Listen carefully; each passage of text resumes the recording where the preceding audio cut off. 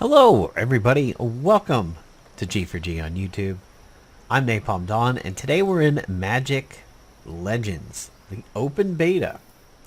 So this is a game that I thought was not sneaking under a lot of people's radars, but apparently it kind of is.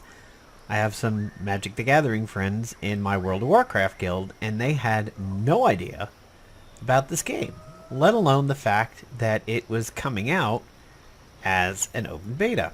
I think it has done a closed beta before, and now it is currently in an open beta state. It is on the Epic Game Store, and it is also on the Arc client. Arc, in case you're not familiar with it, is essentially Perfect World. And they have, other games on the client. So here in quote-unquote town, I'm at the tailor. I may as well show you guys this since it's right over here. I'm a level 6 necromancer which specializes in black magic. The name is Necris Altair. That's what I came up with on this. Napalm Dawn just didn't really seem to fit. So, for the body and visual modifications, you have essentially a transmog system. You start off looking a certain way, but you can transmog similar to Diablo 3 to the things that you have encountered.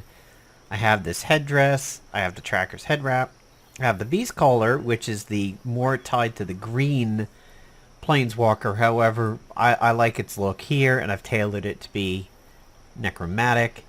And the necromancer crown. I really like this so far. The shaman's headdress, tracker's head wrap. Locked are all these ones that I haven't come across with. This reminds me a lot of the Demon Hunter in Diablo 3. This one looks pretty cool. I would probably go into that if I had it. That's very interesting. You have like a tricorn hat, priest outfit, initiate's hood, kind of looks like cold weather hood, scout's visage, pneumatic head wrap, fall night helm, which does look cool. Kind of fits some of the chain aesthetic that I'm wearing. Armor of Sarah, so on and so forth. So there's a lot of options, although this looks far bigger here in the thumbnail than it actually appears on my character. Steampunk goggles, which looks like Chandra from the Red Planeswalker.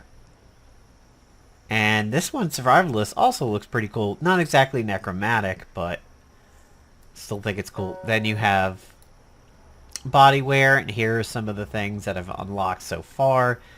Essentially all the starter garb for the classes is available to you, so you could be a necromancer but make yourself look like a mind mage. From what I've seen on Twitch, there does seem to be a lot of mind mages out there. Maybe the blue one does seem to be pretty popular. I gravitated towards necromancer class because I've been a bigger fan of black decks in Magic compared to some of the others, and I just straight up always hated blue because they're so frustrating to play against with the counters and everything. I've tended to gravitate towards black, bigger reds, not weenie reds, white for clerics, and green for bigger beast decks. This one, Sanctifier, looks pretty cool. I sort of lose some of the male armor aesthetic over here, but in the black and gold that I have my color scheme, I like it. Actually, this Necromancer one does look good, but I am wearing the Beast Collar one. And aside from all of this stuff that you can then change colors. So if I go to the Beast Collar helm and I go to choose color, I can change things, but what is kind of interesting is it just changes the color, not of the hat, but the primary and secondary of just about everything. That is a little skimpy. It would be nice to just change the color of a particular piece, but you do get a uniform look out of it. And here, when you're making your character, you can set some body types. You could be a thick girl, you could be a tiny girl, and you can change your skin tones. And then for your head, You can change the looks. You can change eye color, which is really tough to see in most helmets. And you can also change hair color.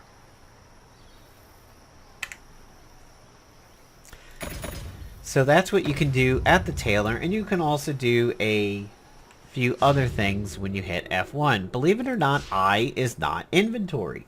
Don't expect it to be. I kind of did. So here is the map. You can zoom in and zoom out with the scroll wheel. These are your fast travel points. These are quests that you've completed that are grayed out. Your active quest is yellow, yellowy orange. Fast travel that you haven't discovered is gray. And then fast travel that you have discovered is yellow. Planeswalkers are social people. People that are out and about. I don't know if there is sharding, but if you look at this, it looks like only 1, 2, 3 4 other people around. You might be thinking, well, Napalm, I've kind of heard that you might actually just be those people. Well, yeah, it seems to be taking a beating in reviews. Sadly, I am a little surprised because I didn't think it was too bad. But some of what I've read is that it has cringy voice acting, and really the monetization and the loot are taking issues. Now, the loot, I feel. I'm only level 6, so I would kind of say leveling is a bit of an issue, too. I do find the leveling to be slow. For the amount of time that I've played it, I kind of feel like in Diablo, I'd be more like 10 or 11 rather than 6. In terms of loot, this is... Do not go into this expecting a Grim Dawn or Diablo, maybe even PoE. It's been a long, long time since I've played PoE, but look, like, I don't even have boots. I'm just walking around with my black mana necromantic feet over here. However, I have a shit ton of rings, which is really, really weird. I have 2 hats, I have 2 chests, I have 1 gloves, no boots, and a crap ton of accessories. There is an upgrade system in effect. However, I don't have upgrade parts. I don't know where the upgrade parts come from. I have the ether, but I don't have these upgrade materials. Now, you can pick whether you want to upgrade a core component or an active component. And I've heard that it's actually kind of random how big your upgrades are when you apply them. You have artifacts. You can change your class. You have a class that is not currently available through simply installing the game. It's called the Demir Assassin. You have to buy it, either with a Zen purchase or convert your Aether into Zen and get it that way as a free-to-play route. You have traits, which I don't have yet, and then you have the deck. So now the cards come to you similar to the Death Knight experience in World of Warcraft. So if you've never done it, you start a Death Knight at 58, back when the level cap was 80. And when you did the Death Knight experience, as you quested, you started earning your abilities that you typically would have earned leveling up, but since you were jumping right to 58, you earn them like per quest. Well, the quests and everything give you these spells. I have not found one that's a drop. And you can see they're all black mana. You have things like summons, the Scathe Zombies, the Voracious Thrall, the Bone Tip Archers, which is new to me, and the Drudge Skeletons. You have things that leech life, like Vicious Hunger. You have things that do critical damage if the enemies are low. Wailing Souls is a line that goes on the ground. And this Abyssal Flame is the best shit ever. Oh my god. If you are running the Necromancer and you get Abyssal Flame, this is what you want to use on big bosses, big AoE pulls if everybody's clustered. This thing is the absolute tits. Impale is some damage. I think I have something that roots. I thought I had a root thing. Is it Unearth? Yeah, so Unearth. I think you can make a neat combo out of Unearth and Abyssal Flame by Unearth rooting so that they cook in the Abyssal Flames. I think that's a good 1-2 punch. A lot of people are saying in the reviews that I'm reading that people just mash their buttons and they just use their spells when you need them. I think they're not doing it the right amount of justice. When you have things that leech life, you would only want to use it when you need to restore your life. When you have things that crit based on low health, you only want to use it when things are relatively low, like already fairly damaged. I'm not in agreement with the reviews saying they just mash buttons. Maybe it's because they're not used to this kind of system. I was. There was a game called by Digital Extremes called Amazing Eternals, formerly known prior as Keystone. Keystone was the original name, and then they changed it later in the beta to Amazing Eternals. It was a first-person shooter like Overwatch, Paladins, Battleborn, and everything. And depending on what class you played, you had these cards that you unlocked by rolling dice in between matches, and you went around a board game, and as you landed on different spots, you unlocked abilities like this. Like if you were doing the kind of engineer class, maybe you would unlock a turret card or a rocket launcher card. And when you were playing, when you used that card, it lasted, like the effect would last maybe for 10 rocket shots or 1 minute for your turret, and then it would disappear and go back into the deck, quote unquote, and another ability would come up.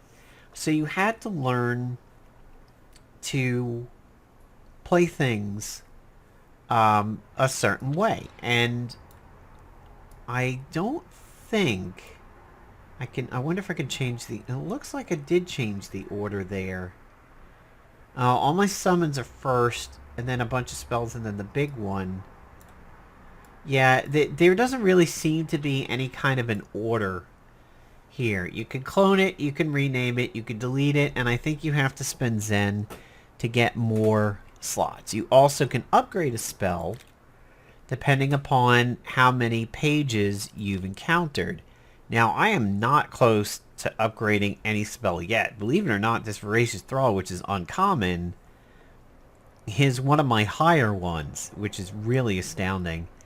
And also, some of your cards give you points, which is kind of your gear level. That's your loadout score. You can't do higher level missions at lower loadout scores. You have to bump it up. So, getting good cards and upgrading them is kind of like upgrading your gear score in World of Warcraft or an RPG. Here is the store page. This is the Dimir Assassin Booster Pack. I've heard this is about, let's see, 1200 Zen. Let's see what that conversion is. I heard it's... Yes, I heard it was around $10. So it looks like it's about $12.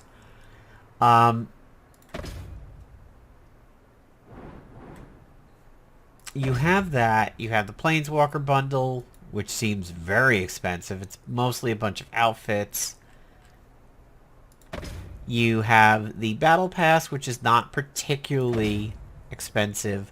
Loadout and deck slots. If you have a spell, you can spend money to get pages. Like, I can upgrade my Voracious Thrall right now because I own it if I had that amount of ether, and I would get 600 pages for it.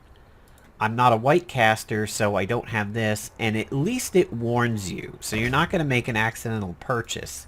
If you see that X, there's nothing you can do about that. Here is the Battle Pass, so it looks like you start getting some armor. Typical 2-zone Battle Pass, the cheaper one, the more expensive one. Maybe that's a mount, these things. I'm not really too sure, but I think they're skinnable. And here we have some dailies. Now, the Aether is capped per day. You'll notice it says, I've only refined 0 out of 50k. When I get to 50k, I don't think you can gain any more. And then you also have gold. A lot of the reviews that I've been coming across have said that this multiple set of currencies are getting confusing and are kind of shitty. Over here we have starter packs, so it looks like you get some costumes that looks very necromantic for sure. This demonic raiments costume set. No spells. It looks like it is the class and a costume. Neat, but believe it or not, those are the horns that I'm using, so I haven't really figured out if any of these are worth it. And boosted services, costumes, renaming a character, enemies. I really think that Magic potentially has the chance of listening to the beta feedback and recovering when it goes live. If they pay no... Well, maybe that was a pet. I think I just passed somebody with a pet that isn't a summons. I'm not in a combat zone, but as you can see, I can do a summon. So as a necromancer, my Q summons zombie tokens. And they have a little bit of an uppercut explosion when they land. My W sacrifices them and makes this aura that ticks around me. A lot of the reviews have mentioned a slowdown in FPS and everything. I have not. But I will tell you what I have encountered. When you walk near the edges of foliage that you're not supposed to... so here I got a spell again. New spell. Open the Graves, an enchantment. For 30 seconds, whenever a non-token creature you control dies, create a 2/2 zombie creature. So this is a good, again, a strategic combo. You wouldn't want to use this as just a button mash. And that actually kind of disturbs me when I see people saying they're just mashing buttons. Now, reviews saying I didn't have to manage my mana, maybe that could make some sense. But people not treating their spells strategically, I don't agree with. So far in my travels, I've encountered green creatures and merfolk. That's been my very common enemies. Not really encountered much white, and I've not encountered much red. Now, the right click, unfortunately, is not an ability. The right click is a camera rotation. I find very often it rotates you upside down, that you head in the direction of south rather than north, and it can be very disoriented. Pay attention to this compass. It will spin on you like crazy. So, since this little Drake is following me, I'll do my summons. This is my regular left click ability, is that little whip. Tab will bring this up. M brings up a overlay map, not a big map, but an overlay one like this. I feel like it's roughly implemented like other games of the sort, like Marvel Heroes. I feel did overlay maps a little bit better. Maybe because it was a 3-stage one where it went from compass to big overlay to a more smaller overlay. So that is a little bit of an odd convention. You click to move and attack. You can also shift and attack, and then you don't walk. So it almost got, you can see there, it almost got out of my range because I wasn't following it. So that's a standard ARPG type convention. Now here, nothing's really happening. My summons are not out. I don't feel the need to summon it because I'm just walking. I would like some movement abilities. That's one thing I thought Diablo 3 did very well. Having played primarily a demon hunter, vaulting around the map, as long as my discipline held out, was very, very handy. I feel like this game could use some more non-card abilities and some traversal type abilities. So now I activated that fast travel, and that's where we need to get to. So we're just following that this diamond over here to the right of my screen. Also, I think at times the world feels a little empty. I don't know if maybe somebody's been by here, and that's why it's a little empty. Just to go this long in Diablo or Grim Dawn without encountering enemies seems odd. And I feel almost like in the days of original Vanilla WoW, like when you lag out and you're going around the world and you're not seeing creatures because you're in a huge lag spike. It's kind of what I feel like happens sometimes, except it's not. That's just the population of mobs in the world.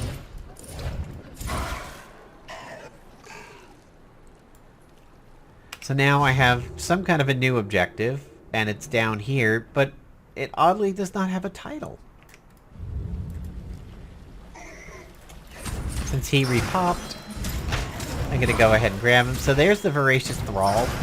He's really cool for a Necromancer.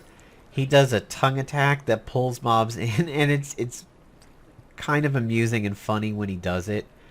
It looks like it's horribly gross. It is a fate that I would not want to suffer, being sucked into by tongue into its sexual organ face.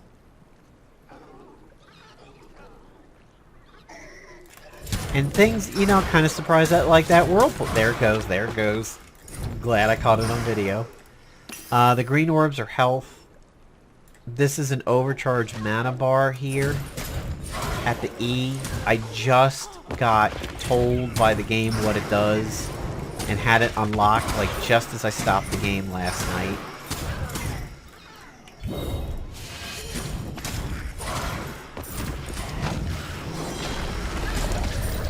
So champions are a little meat shieldy. Bosses can be. There are also times when a boss will face a certain way and slam the ground, and I think I take damage from much further out than I would expect. It's not been lethal damage, but it's been enough where I'm like, I don't think I should have been hit by that. It happens sometimes. Mostly things that have like a spiky mace club arm tend to do it. And you'll often find that sometimes your basic attack really does a lot of work for you, which is not bad.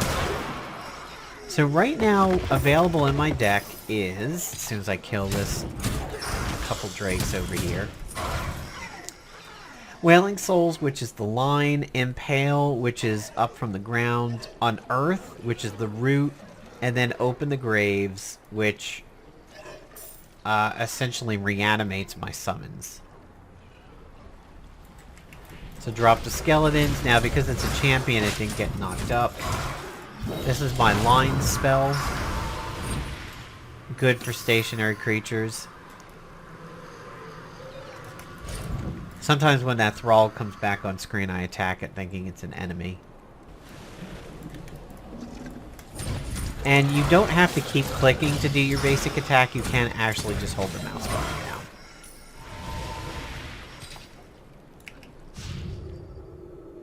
Alright, so since I'm all the way on the other side of the map, I may as well go east and tap that fast travel since I'm here. You'll find you do a lot of that. You get within, you know, a couple thousand feet of a fast travel and be deterred away from it. It's best to just pick it up. I have definitely run into several occasions where I've picked up a fast travel that I was not guided to, gone to town, turn in a quest, and get told to go somewhere right near fast travel I unlocked. And then I was happy that I did it. Again, look at this expanse that I'm not encountering creatures. So now I've encountered a bit of an event.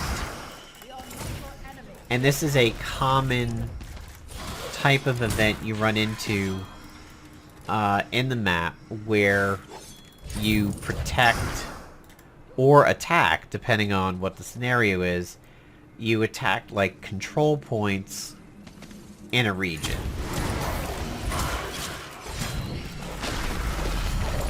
See, that time when I summoned the skeletons, because these are regular mobs, it did a bit of an uppercut.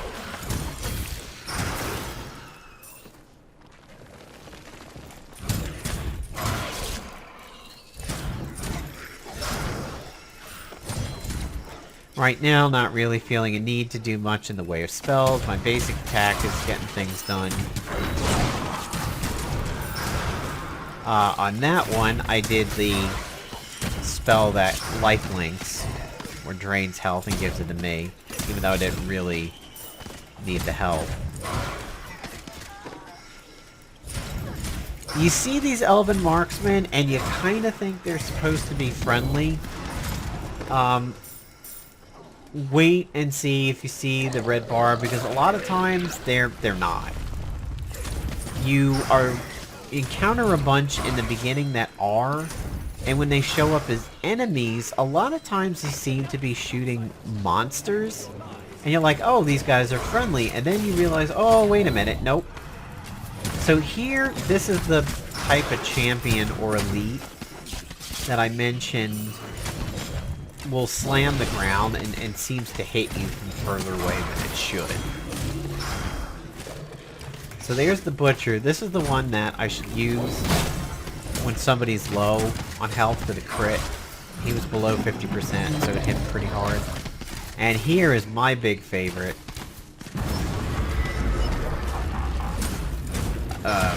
He kind of wandered out of it, so he got some of it. But if he cooked in there, it'd really do a lot of damage. Also, creatures do have a weakness to certain mana colors.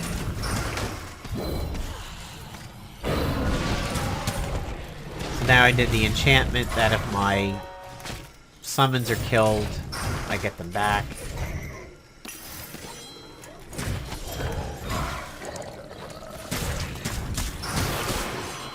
Generally, if you see a number in the upper right, that is your keybind if you're not using a controller. But you will also see some that have numbers like this one and the Thrall, and that's how you can kind of tell what's a summons. If you have one out and you go and do it again, you get another one. So you see I had the two Thralls there. They're not singular, which is cool. It's not like, oh, you know, have one pet out, and then that's the only one you have. And if you summon another one, the other one goes away. It's not like that. You can stack them, which I find to be cool. So we're going to pick up this fast travel over here. My overcharged mana is ready.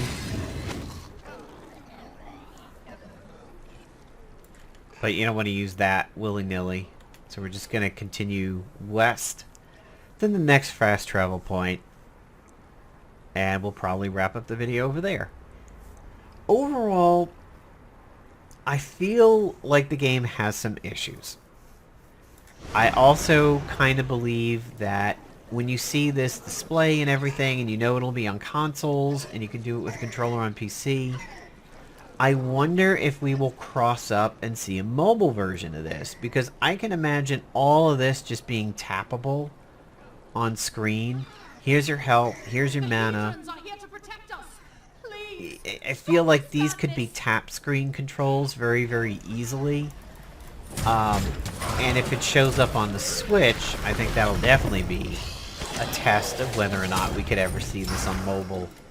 So it seems to have some universal appeal more than just being on the PC and everything. And I think a lot of people were so used to Diablo 1 and 2 being a certain way that when 3 got mobile ports, I think people were like, wow, how is this going to work? Like, how are you going to take a game like Diablo and make it for a controller? There was success doing it. So I think this game definitely could have success on multiple systems, and I really do believe it can eventually go to a mobile device. It really feels like it could.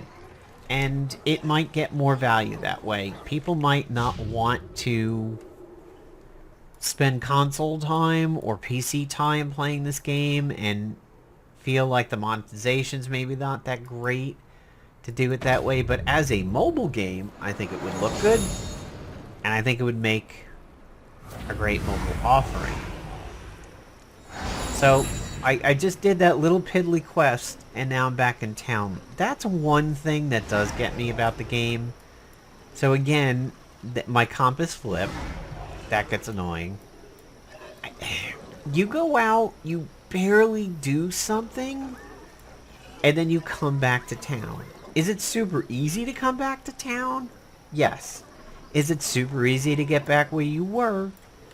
Once you do the fast travels like I said you should, yes. So it's not like I farted on a green crystal over here and oh gee, now I have to go all the way back over here to town, and now, oh, you know, I turned in my farted green crystal, now I have to go all the way back.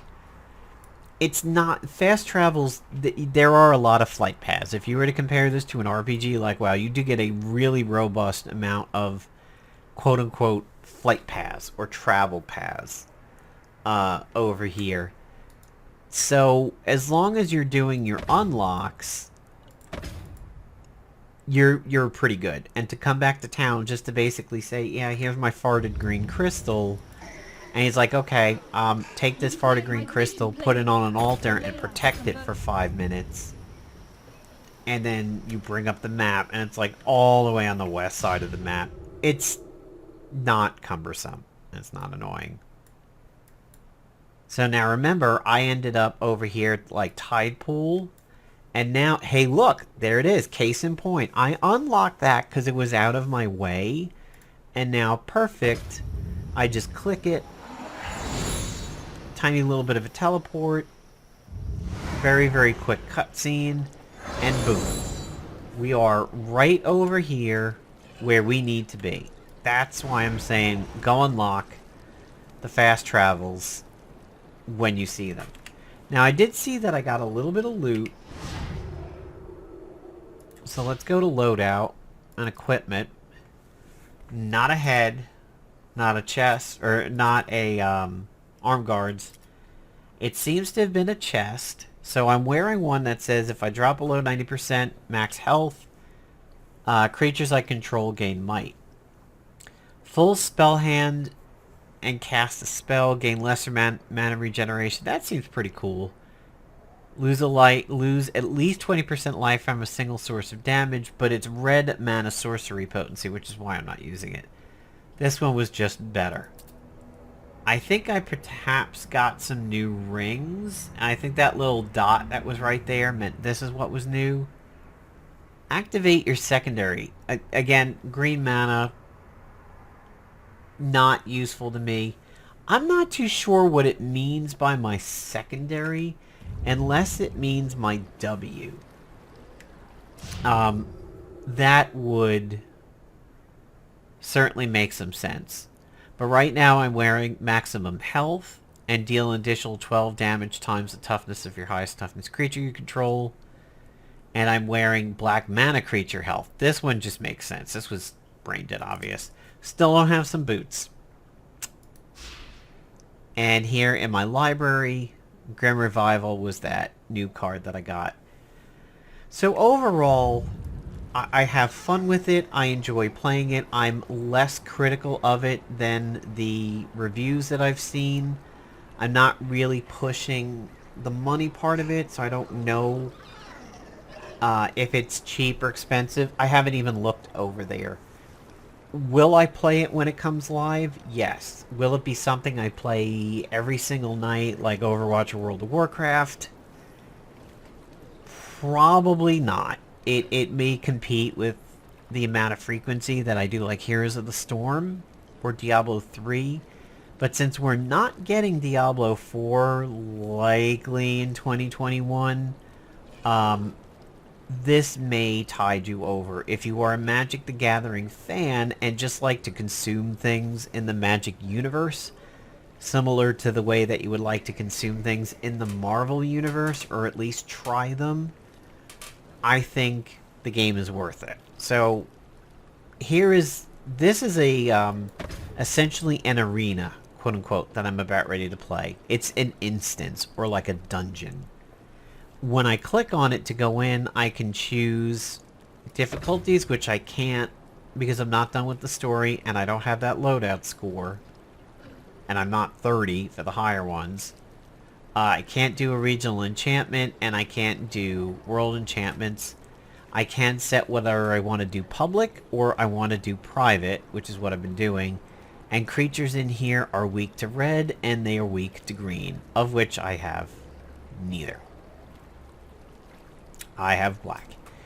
So, if you go in, sometimes you have to wait for the instance, even if you're doing it private. Sometimes it's pretty quick, like that one. I did one last night that took me a while to get in. When you get in, you have different objectives. This feels like I've hit a new chapter.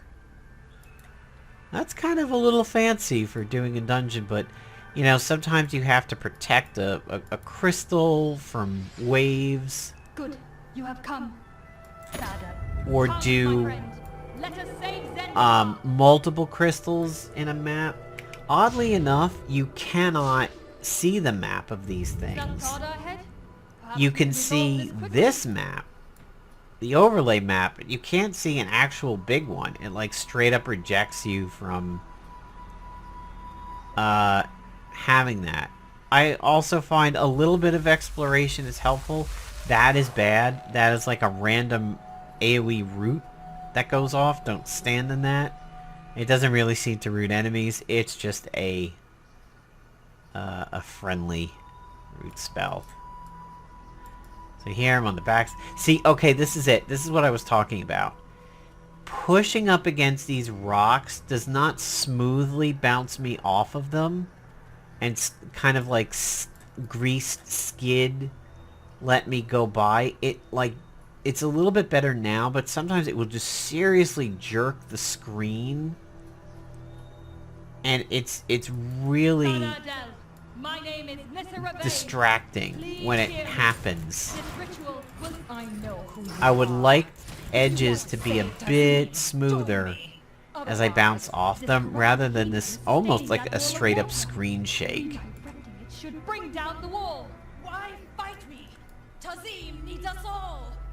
So, yeah, you heard a little bit of the voice acting there. I guess it's a little cringy. She is trying to slow us down. And what's cool is now that I'm level 6, I have 4 slots available for my spells. You sit at 2 for a while, and then the gap from 2 to 3, I think, is bigger than the gap from 3 to 4. I know I can't stop you, but I can still slow you down. And sometimes when you get a lot of enemies and summons on the screen, especially when you are non-instanced and other people's summons are out there, the screen does get a little choked out, and sometimes you will not be able to scoot through tight areas because of all the creatures on the screen, and you're sort of getting cock-blocked all over the place. That gets a little annoying when you're like, oh god, I want to get out of here, I want to get out of here, this thing is going to stomp, and everything is in your way. So I'm hoping I can get some of my bigger spells here on that boss. Oh, and there it is. There's my big flame. See how much damage it does when they stay in it? Great spell. Audio-wise, the audio is good, and sort of getting that stuck thing, like right here. Audio-wise, it's great. However, the bass is very, very strong in this game. You might have the volume a little bit low, and then certain spells, the bass really, really kicks. So if perhaps you're in apartments, or you have somebody in-house sleeping or whatnot, just be aware, the bass rings out. We need not be enemies, Nissa. Join me. Another example of it, so I'll summon and then I'll hit my W. This is another example of a really bass heavy sound effect. I guess my little companion has little mushroom sport people that summons. Although she doesn't seem to be doing a hell of a lot. She's just kind of sitting. Oh, there she goes. Now she's doing something.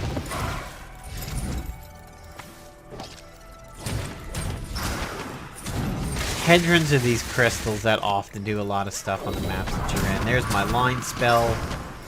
Creatures have no intelligence. They will absolutely walk through stuff like that. They have no avoidance skills whatsoever.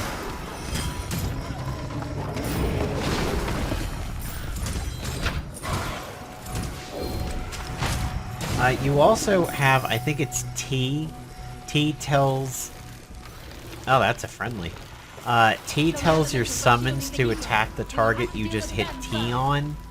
So that's pretty cool if maybe you want to manually or spell work a target to your left and you want the summons to worry about something to the right. And that'll do it for me. I would give the game right now about a 7 out of 10.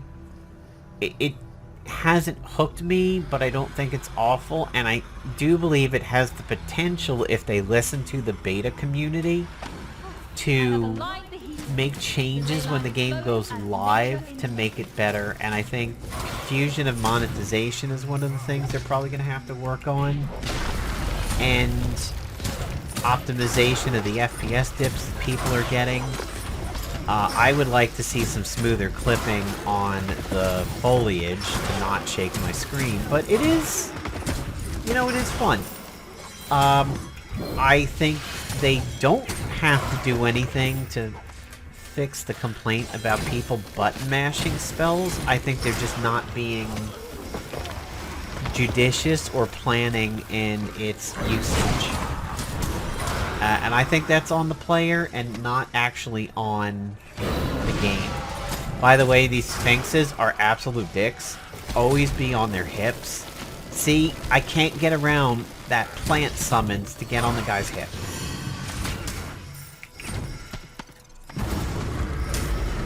Suck big fire. That I'm gonna guess is friendly. I'm gonna do overcharge. Not really too sure exact. Oh, I'm doing a beam? Oh, I'm there. Ooh, that's kind of cool. I'm a turret. I think it's even restoring my health when I do it.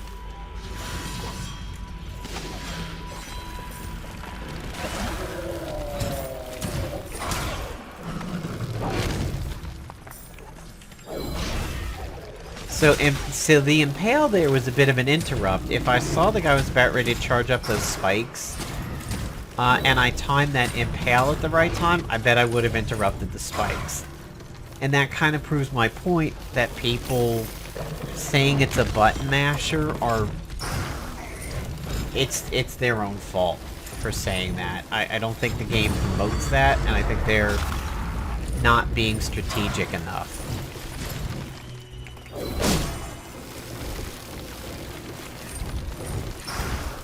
As for managing mana, that might be a valid criticism, but then again, unless you're being pressured, you know, why not spend it? If I was replaying this mission and like those waves were coming in from above me, but I knew the Sphinx was gonna pop up over here, yeah, then, you know, maybe I would hold off on using some mana for when the Sphinx appears and, ouch, hit big spells. However, he seems to be bugged. That is not a good sign, so I'm just gonna go forget about him for now. Not the goal.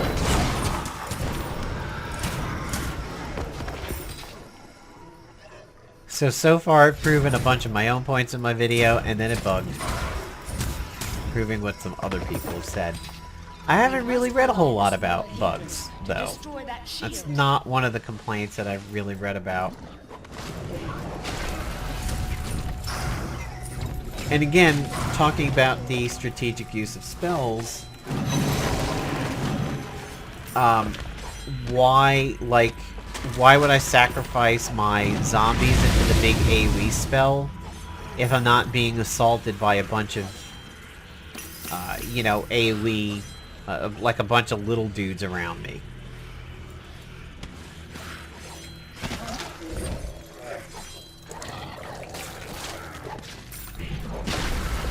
Every now and then, a spell doesn't quite fire when I expect it to.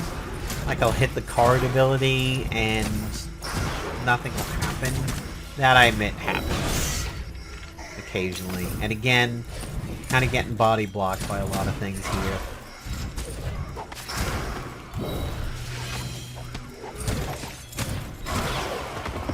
It would be nice if I could turn on a spell name. Because visually, when you're looking down in the heat of battle and you don't really know what every spell does yet, like this one, I know my thrall when I see it. I know my summons when I see them. But by 3, the Unearth, I'm just not that familiar with it yet. Keep the enemy away while I realign the Hedron. And unless things are going to be super, super distinctive in what they do, I think the ability to turn on spell names would be great. Especially when you're learning. And especially if maybe you're just the type of person who enjoys a game like this, but maybe isn't a Magic fan. You know, if you play Magic extensively, you might know everything that comes up. But what if you're just an ARPG person?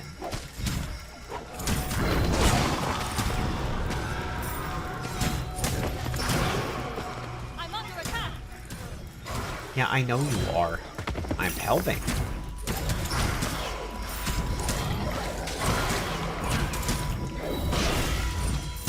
So that was my Impale. Now my 3 is the one that is the crit.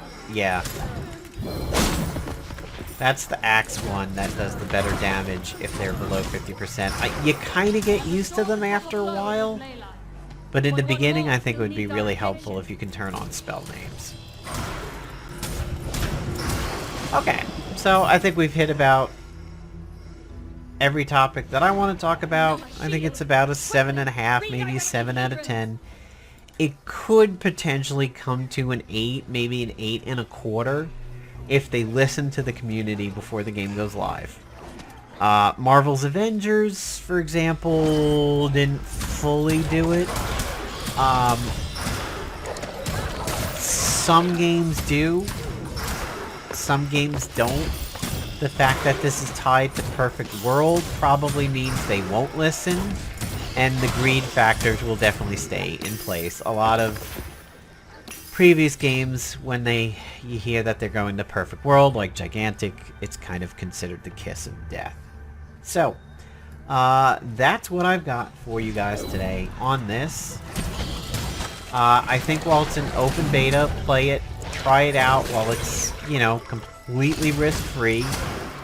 Don't give up on it quickly. Don't, after the first hour, go, oh, this thing's trash, I don't want to play it.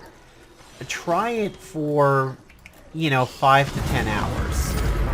Maybe play around different classes. If you go red and you're not really liking the cards that you're pulling or the basic ability, stop the red and move on to black or green or blue. Like, just try different things. Give the game an honest effort before completely condemning it. Especially for things that are character controlled. Zen and its greed and the cost and everything is not character controlled, but play styles definitely are. So, thanks for checking out the video, everybody, and have a good day.